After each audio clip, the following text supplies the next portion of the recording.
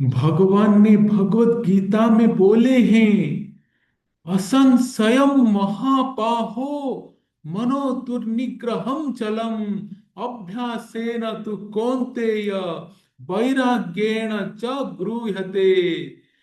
हे कुंती के महाबाहु पुत्र, चंचल मन को बस में करना निसंदेह बहुत कठिन है, परंतु उचित अभ्यास और वैराग्य से यह संभव है।